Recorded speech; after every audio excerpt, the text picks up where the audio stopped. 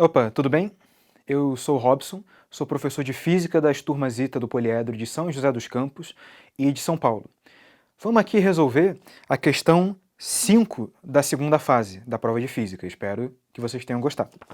A questão 5 fala o seguinte: um bloco de massa mzão igual a 0,3 kg encontra-se em repouso sobre uma plataforma horizontal. Por meio de um orifício na plataforma, prende-se ao bloco um pêndulo composto por um fio ideal de comprimento 20 cm e uma pequena massa m igual a 0,1 kg. A massa m é então abandonada do repouso em θ igual a 90, ou seja, com o fio na horizontal, e deixada oscilar. Encontre o menor coeficiente de atrito μ entre o bloco e a plataforma para que o bloco não deslize durante a oscilação da massa. A gravidade vale 10. Tá, vamos olhar esse problema primeiro de modo geral, antes da gente começar a escrever. Eu libero a massa dessa posição aqui, horizontal, e essa massa passa a oscilar. À medida que essa massa oscila, a tração no fio a que ela está conectada muda. E essa tração adquire uma direção e uma intensidade diferente para cada posição da massa. Algumas posições vão exigir mais do atrito sobre o bloco do que outras. Então, por exemplo, com a tração apontando aqui na diagonal esquerda abaixo, a força de atrito que surge para evitar o deslizamento do bloco é para a direita. O nosso desafio aqui é encontrar, entre as posições do pêndulo, qual é a posição que exige mais do atrito. Porque é essa posição que mais exige que a gente vai ter que contrastar com a força de atrito estática máxima, para descobrir qual que é o menor coeficiente de atrito que impede o deslizamento, qualquer que seja a posição do pêndulo. Então temos bastante coisa para investigar aqui. Vamos começar modelando esse movimento oscilatório do pêndulo.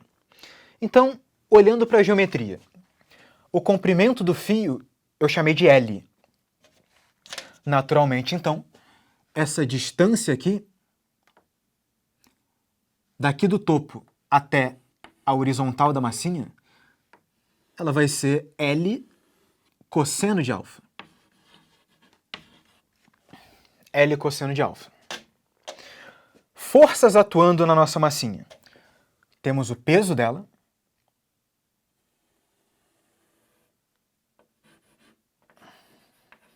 mg, e nós temos a tração que o fio faz sobre ela.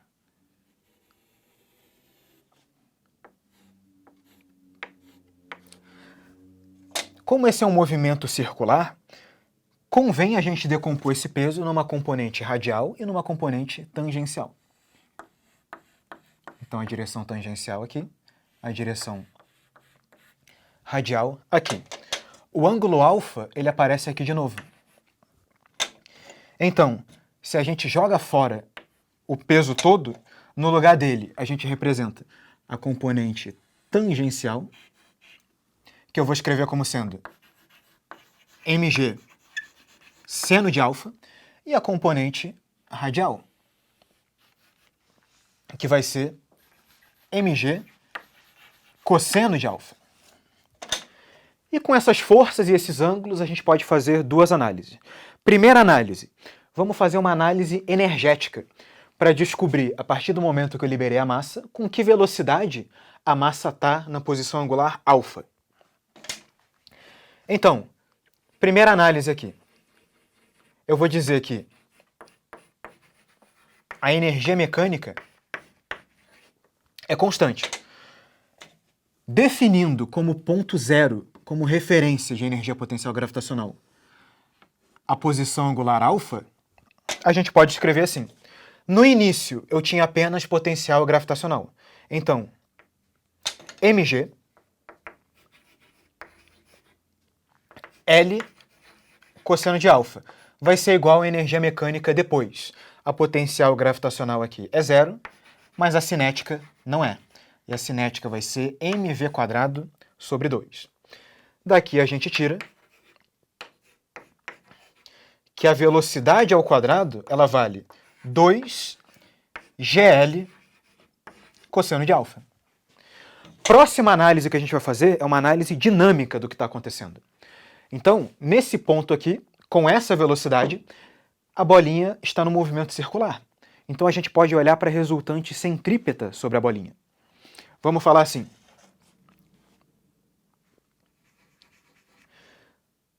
Tração T menos mg cosseno de alfa vai ter que fazer o papel de força centrípeta. Então, m v quadrado dividido pelo raio da trajetória, que é L. Daqui a gente pode dizer T menos mg cosseno de alfa, substitui a velocidade ao quadrado nessa fórmula aqui, do lado direito vai ficar 2mg cosseno de alfa. E daqui a gente conclui que a tração vale exatamente 3mg cosseno de alfa. Dominamos a tração em função da posição angular alfa. Vamos olhar agora para o que está acontecendo com o bloco.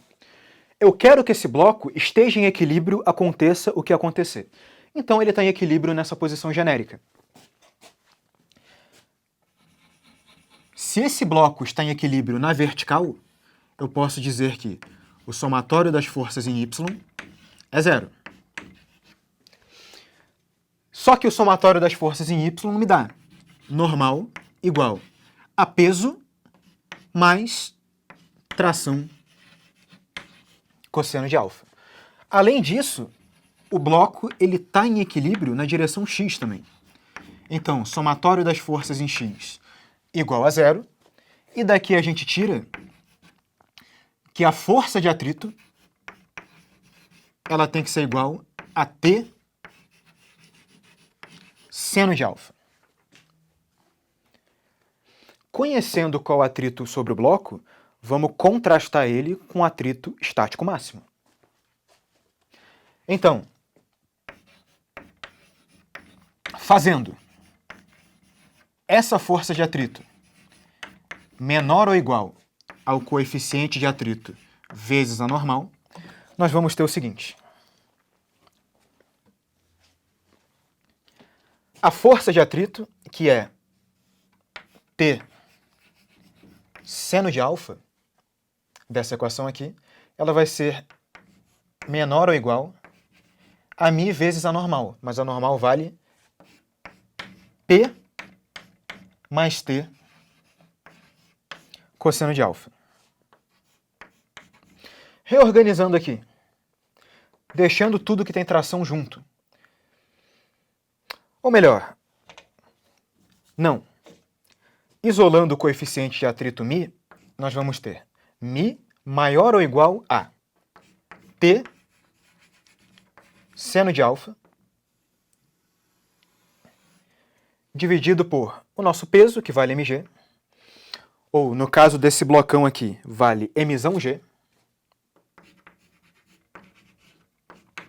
mais a nossa tração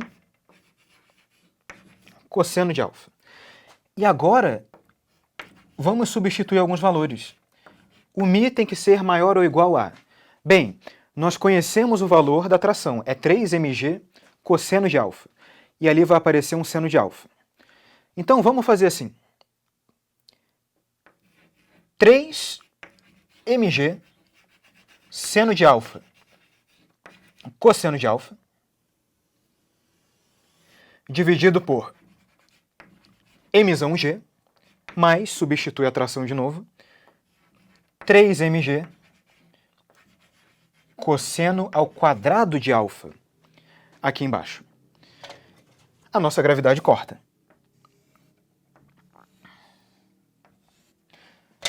Vamos substituir pelos valores que estão no enunciado. A gente então vai ter o seguinte, usando a massa mzinho como sendo 0,1 e a massa mzão como sendo 0,3, a gente vai ter o seguinte, μ maior ou igual a, no numerador, 3 vezes 0,1, 0,3, seno de alfa, cosseno de alfa,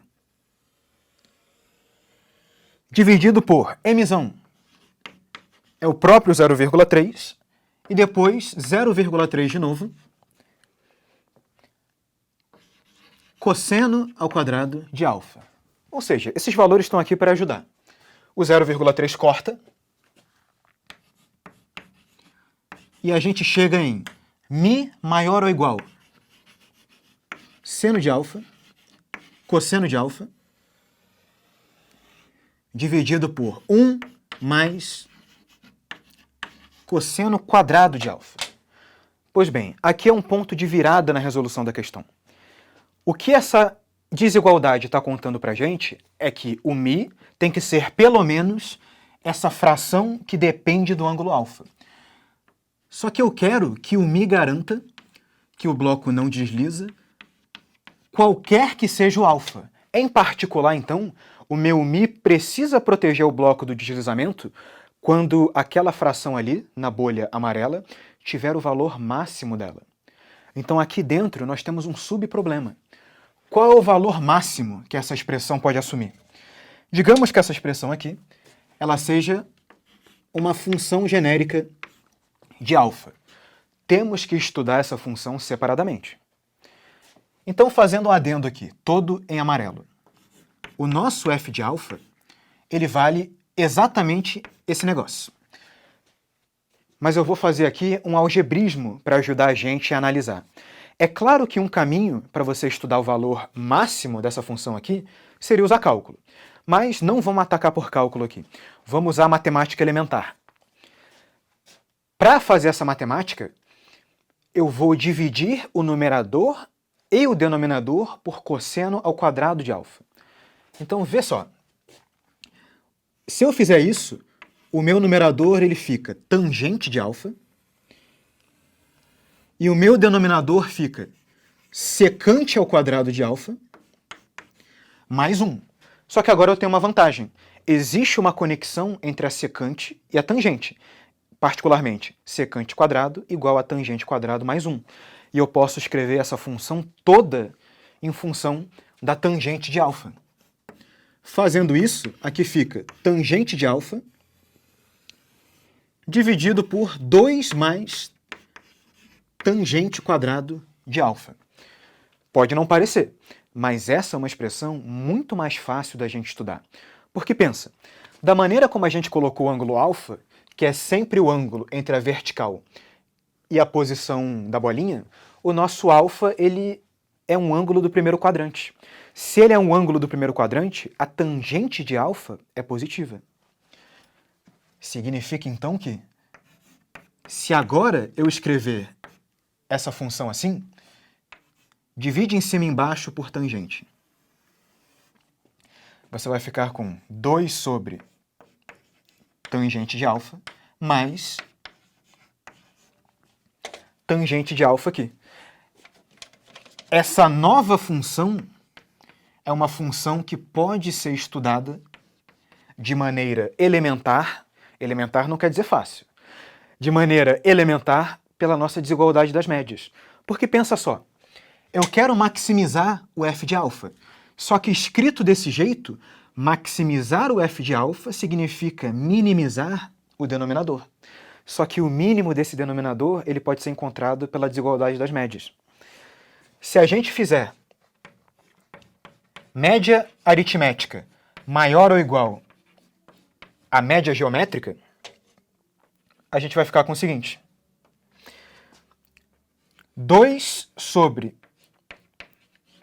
tangente de alfa mais tangente de alfa, tudo isso dividido por 2, que é a média aritmética, isso vai ser maior ou igual à média geométrica, que vai ser raiz de 2 sobre tangente de alfa vezes tangente de alfa.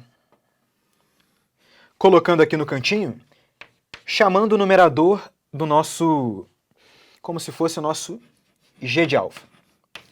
A gente vai chegar na conclusão de que o g de alfa é maior ou igual a... Isso aqui vai dar raiz de 2, passa multiplicando 2 raiz de 2. Acho que ficou muito apertado aqui. Vamos continuar desse lado.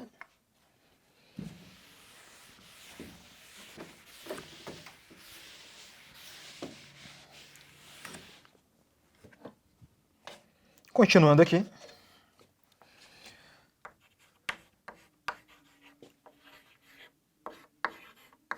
Nosso g de alfa é maior ou igual a 2 raiz de 2. Significa que, se eu pegar o valor mínimo do g de alfa e substituir aqui, eu vou ter o valor máximo do f de alfa. Então, consequentemente, Fmax vai ser igual a 1 sobre 2 raiz de 2.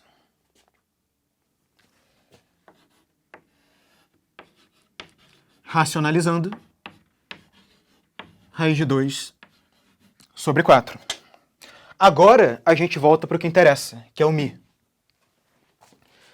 Significa, então, que se o lado direito é, no máximo, f de alfa, então, para garantir que o bloco nunca desliza, o meu μ ele tem que ser maior ou igual a raiz de 2 sobre 4.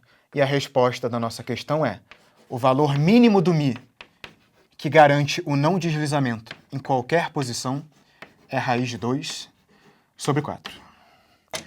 Ufa! Se você achou essa questão difícil, você acertou. Essa questão realmente é difícil. O que eu quero que você leve daqui para o seu estudo? Primeiro, você precisa saber modelar uma situação para encontrar um valor de máximo ou um valor de mínimo. A modelagem começou, você pode voltar ao vídeo, na parte da oscilação. Então a gente estudou uma posição genérica, vimos a tração numa posição genérica, e aí viemos para o estudo do equilíbrio do bloco com a tração dessa posição genérica. A partir daqui é o de sempre. Forças em Y, em X. Não esqueça dessa parte. O atrito precisa respeitar o atrito estático máximo. É daqui que você tira desigualdades envolvendo o μ. E para os problemas mais complicados, é sempre bom você estar com a sua trigonometria e com a sua álgebra afiadas. Porque sem elas, a gente não conseguiria fazer toda essa etapa de minimização. Beleza? Então, por esse vídeo é isso. Bom estudo para você e até mais. Valeu!